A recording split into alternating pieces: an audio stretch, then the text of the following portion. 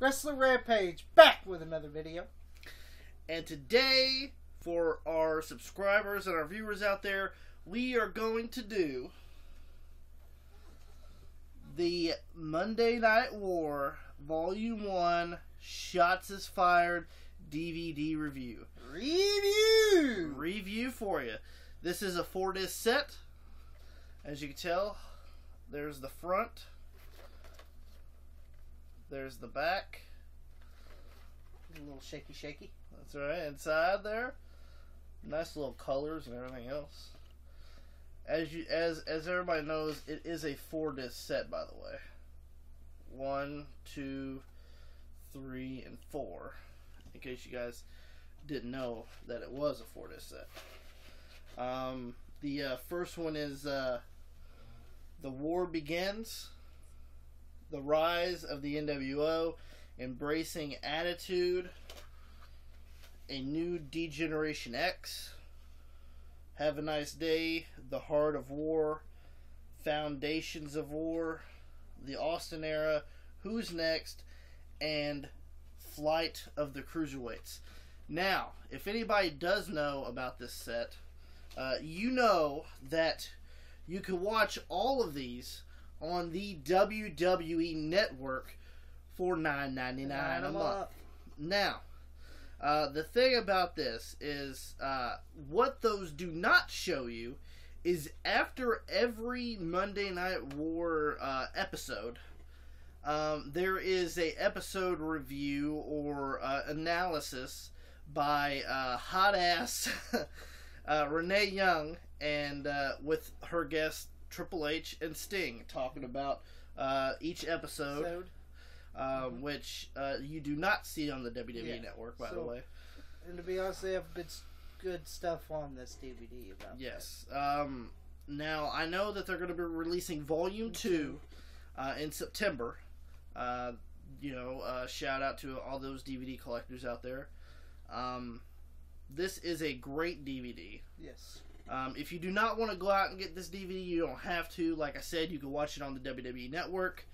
If you choose to, rather than go out and buy the DVD, I would rather buy the DVD because I'll say this. If you guys do know, this was released in 2003. Alright, this is the original Monday Night War DVD. Yes. Now, don't get me wrong, this was a pretty good DVD. Yes. But the thing is, they left a lot of stuff out. Yep, and they didn't put a lot of emphasis stuff into it on the whole thing. This DVD does. It goes in depth with everything that happened. In the Monday Night War. And of course, they got the beginning. They even talk about the NWO, how it began and everything. And even just some of the big players that were in the Attitude Era.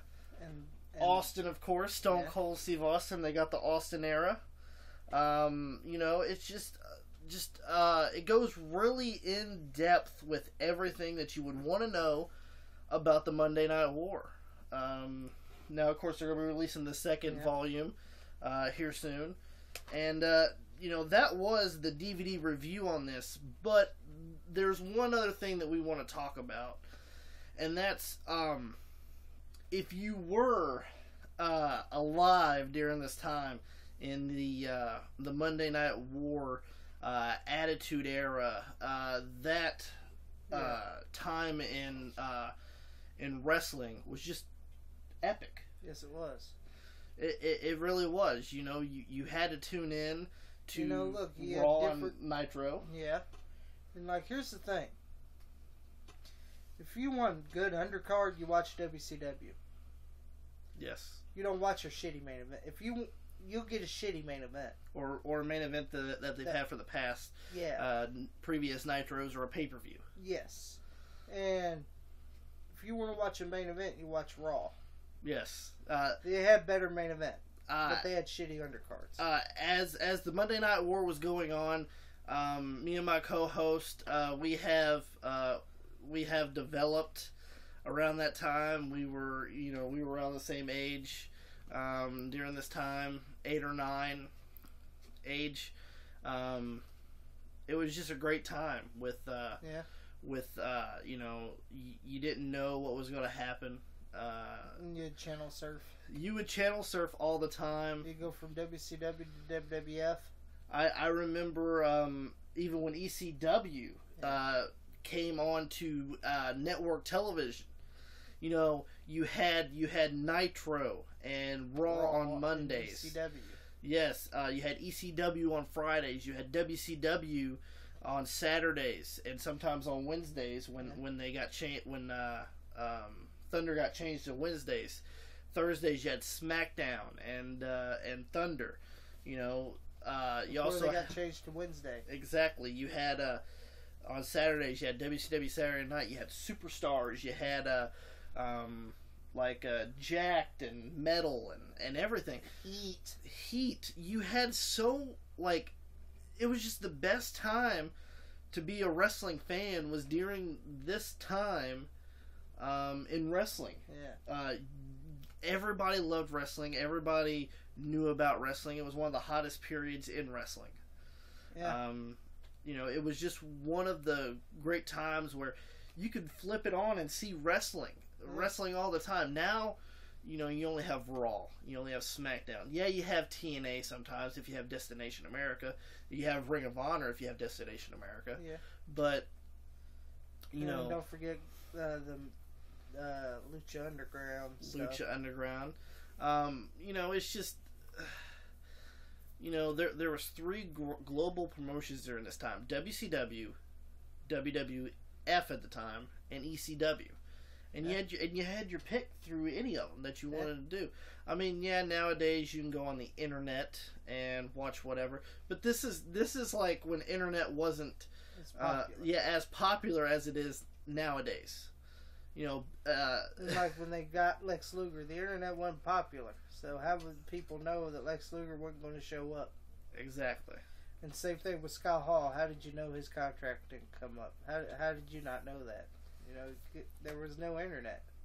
Well, there was internet, but it wasn't it wasn't as prominent as it is today. Today, internet is like this. You can get internet on your phone, for crying out loud. You actually had to go out and get a desktop computer back then to have internet. Now you can just get it on your damn phone. And then they had a whole bunch of stars. WCW, if you consider homegrown. Sting is one of the biggest stars that ever came out of WCW. Yes. Sting, Diamond Dallas Page, Goldberg, Ric Flair. They had all these guys. And say on the WWF side, they had Stone Cold, The Rock, D-Generation X, DX. They had all those guys. Mick Foley. They had all those guys. But the thing that kind of spoke the wheel to the end of WCW, in my opinion, was when Mike Tyson came to the WWF. That's when it was over.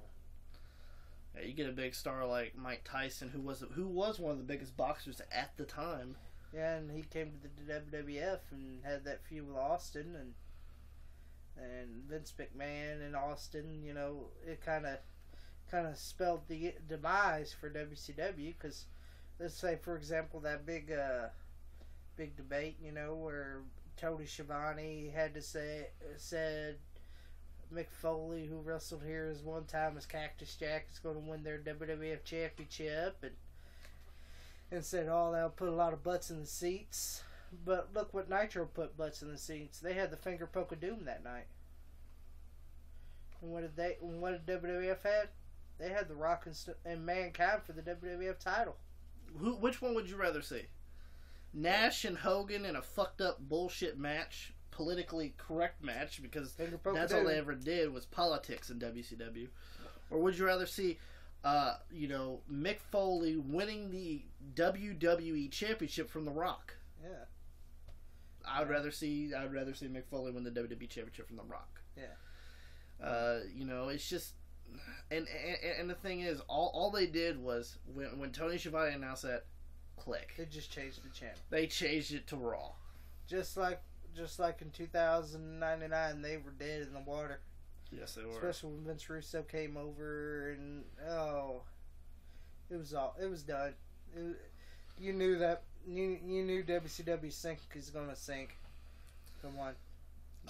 You could just see it in the talent. Oh yeah, Queewee. Who the hell's Queewee? And the artist formerly known as Prince IK. Who are these fucking guys? Well, I mean, Prince IK was a former television champion, but who really gave a fuck about him? Well, let's just be honest. Who gave a fuck? Who gave a rat's ass about him? But anyway, we just wanted to talk to you about what it was like to be a wrestling fan during this era. Yeah, it was great. It was one of the greatest wrestling times. But you ain't gonna get that no more. TNA is just floundering. They ain't gonna survive very long, in my opinion. I don't know. I've said that for a long time now, and they keep going. World champion is Derek Bateman. The fuck is that?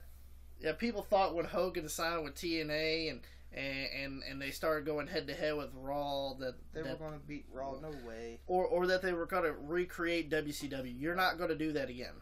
Sorry, no. And Hogan, all he did was come there and rape TNA for all the money that they could. Came in, gets perks, and left. Same thing with Flair. That's right. Pay off his debts again.